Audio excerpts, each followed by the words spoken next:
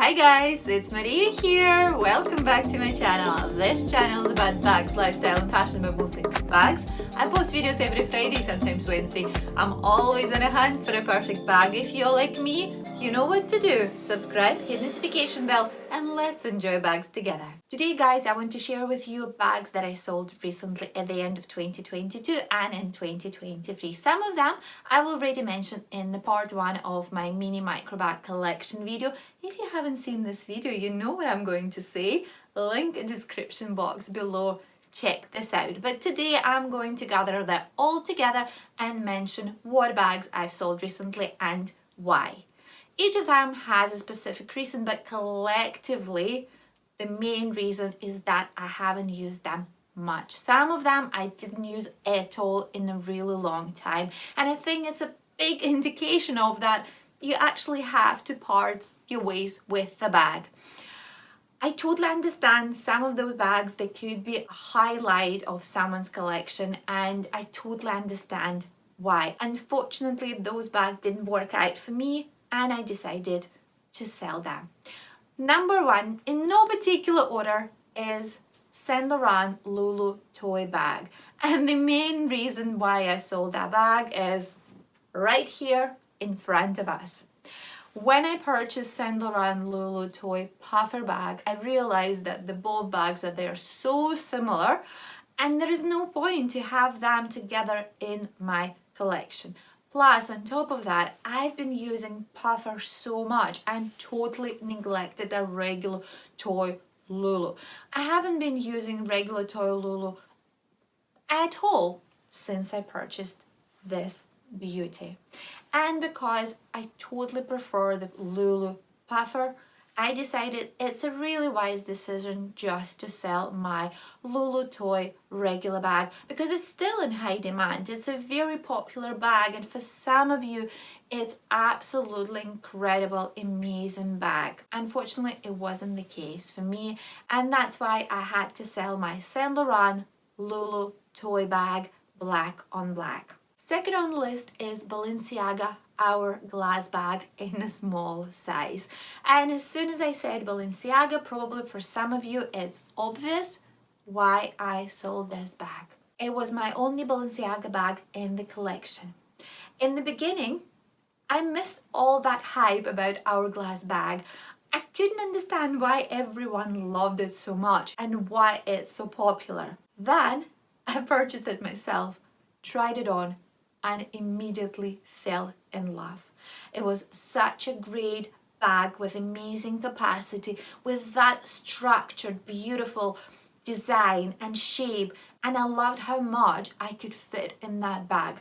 Plus, additionally, the bag was in a light beige color, and I don't have many light bags in my collection, so it was a great addition, which was, to increasing the value of my collection. And when I say value, I'm meaning the versatility of my collection and the use of my collection.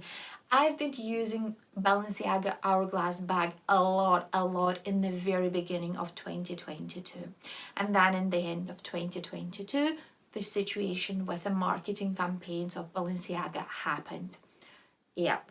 And to be honest with you, I didn't like the way the creative directors and the heads of the company resolved this situation. I do not believe that they didn't have a clue about this marketing advertising campaign, and I didn't feel like their apology was sincere, and that kind of made me disconnected with the brand.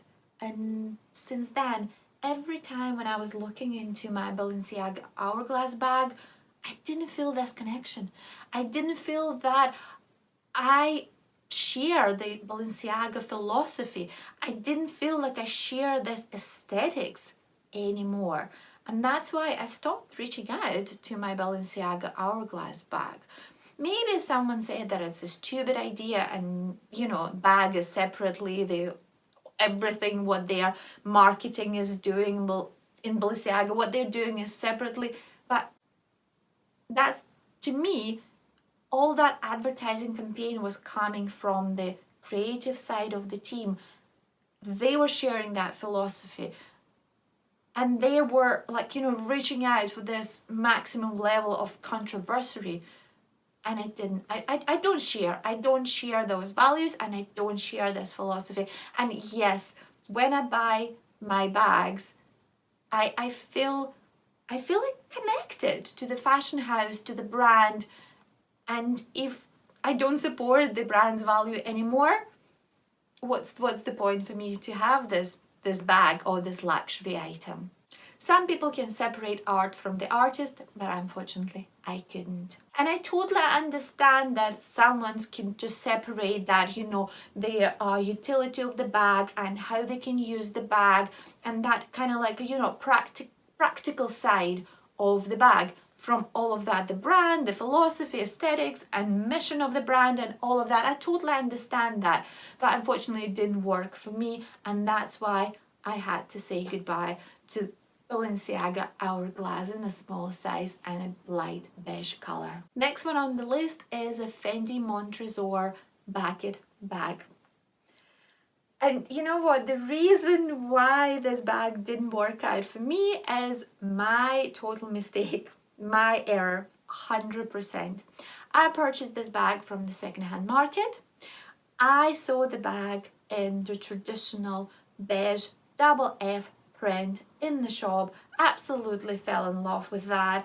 It looks so cool, and then a few days later I saw one of those bags in the exact print and exact color on the resale website, and the price point was so good that I actually didn't read description properly, and I didn't realize that the bag was only coming with a handle strap, with a top handle, and that's it. And the original bag comes with a longer crossbody strap, and you know me, I love my crossbody situation. It's one of my favorite ways to wear the bag. Just a top handle to wear that in your hands or on the crook of your arm doesn't work for me perfectly. When I received the bag, I realized the mistake I made, and I realized why the sale point was so low. Many of you, when I made a review on this bag, many of you advised me to get this longer strap off the market. There is a loads of them on Amazon and eBay. I did check on that, and I did find, like, you know, a couple of straps, but I was too lazy to purchase them, you know, to research properly, to get around that. And that's why my little Fendi Montresor bucket bag was still sitting at the, you know, corner of my collection, totally neglected. I wasn't reaching out for it, maybe like a couple of times going to theater or something like that, and that's it. And this is when I wasn't using this bag, and I actually at some point I totally forgot about this bag. It's ridiculous, but I totally forgot about that. I realized, yeah, okay, that's time to say goodbye. It's time to part our ways, and I'm really glad that I did, because it's bringing happiness and joy to someone else, someone who is not lazy as myself, to purchase a crossbody strap and to wear the bag crossbody. And now guys, we are entering Louis Vuitton chapter of this video, because the next 3 bags that I'm going to cover, the bags that I sold recently, they're all from Louis Vuitton. And we will start with a pochette accessoire in multicolor from the Takeshi Murakami era design collaboration. I remembered for how long I was on the hunt for this bag in the black color. I was obsessed. I loved it so much.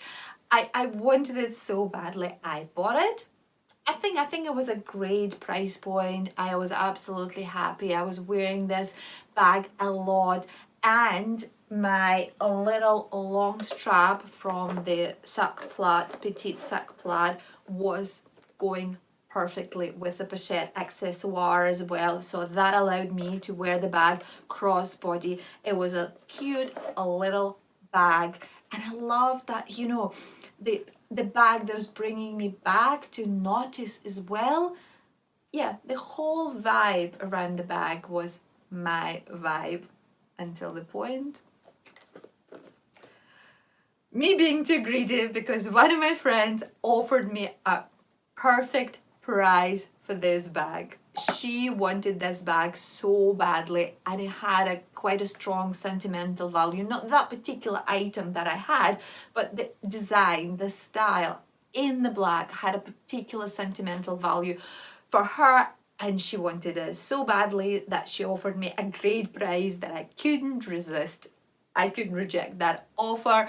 And my thought process behind that was like, yeah, I can buy this bag once again. You know, it's not the last bag on the market. So I happily sold it because this bag was making my friend so happy, and it had such a great sentimental value to her, as I already mentioned.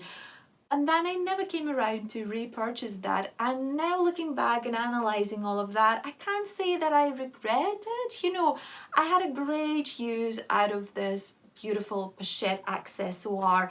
And yeah, maybe at some point I will come around and repurchase that. But just now, I'm actually not missing it in my collection, and therefore I believe it was a right decision to sell it. Second bag in Louis Vuitton chapter of this video, and it might come as a surprise to some of you because it's an incredibly popular bag still, and it's a Louis Vuitton Pochette Métis in monogram. I remembered when I just got this bag for myself as a Christmas gift back in 2020, 2021. I remember how obsessed I was with a monogram. In the very short period of time, I went from 0 Louis Vuitton bags in my collection to 3 Louis Vuitton bags in my collection, and all of them in monogram, just a regular monogram. And I've got Pochette Métis, then Boîte Chapeau Souple as a gift, Christmas gift from my husband, and then not long after that I also purchased this beautiful petite sac plate and monogram as well. I was a obsessed Louis Vuitton monogram lady at that point. I was using all 3 bags a lot, and probably the sac plate was in the least frequent use between all of them. I love the absolute amazing capacity of the Pochette Métis. I love that it looks so cute. It's like a little satchel type of thing. And I think I just overused it. I think I got enough of the monogram, and after some time, of like by the end of 2022, I've realized that I can't, you know, like connect that bag to my style, to my outfits. I'm reaching out to the bag less and less, and I'm not enjoying as much as I used to. And I was getting annoyed with the capacity of the bag, and you know, because I frequently use my mini bag, so I don't carry a lot. My combo of essentials is pretty small, and that's why I got annoyed that it's like not enough, you know, items inside my Pochette Métis. And when it was like half empty, it was pretty hard to open and close the bag. It was too wobbly. It was like not enough content inside the Pochette Métis. And I couldn't operate it with my hand on the go when I was wearing it crossbody, and that was one of the reasons why I wasn't reaching out for the bag enough.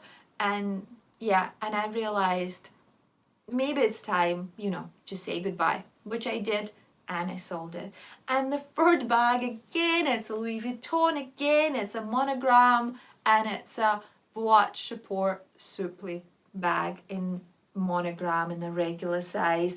And that was, as I said, a Christmas gift from my husband. And before I pulled a trigger and sold the bag, I asked him because it was his gift, I asked him if he's okay for me to selling the bag, and he totally understand my reasoning behind selling the bag, and he was absolutely fine with that. And the main reason for that, guys, was at some point I realized that I didn't use the bag, not even once, not even trying it out, you know, with the different outfits in front of my mirror in 18 months. In 18 months, I didn't touch the bag. It was sitting there on my display shelf. And I believe that's the main indication to say, you know, to reach out for the bag and start using it a lot or the opposite, say no, that's the actual fact that I need to sell this bag because I'm not using it at all, and that's why I've sold it. I have now quite a few bags in on my wish list from Louis Vuitton. One of them is a Louis Vuitton Capucine mini bag.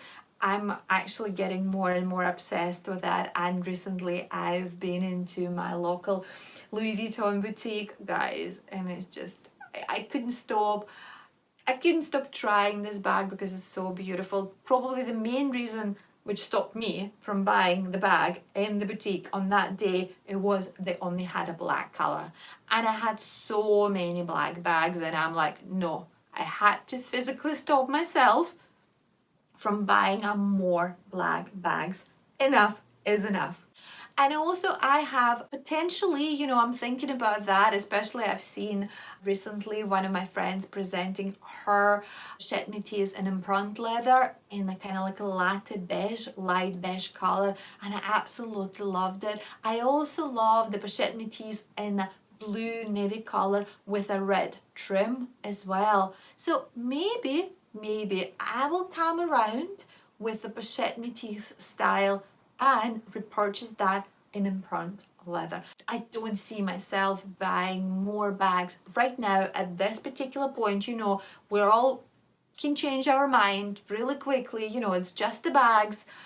I might at some point change my mind and add more Louis Vuitton monogram bags to my collection, but not just now. Don't see them. I only kept this little beauty. One of the reasons because I still want to have a little monogram in my collection. You know, I know what I just said, but it's like a, you know, teeny weeny little drop of monogram in my collection, not overdoing that. And secondly, because it's so beautifully cute and small. And that's me for today, guys, with my list of the bags that I recently sold and the reasoning why I've sold them in the end of 2022 and 2023.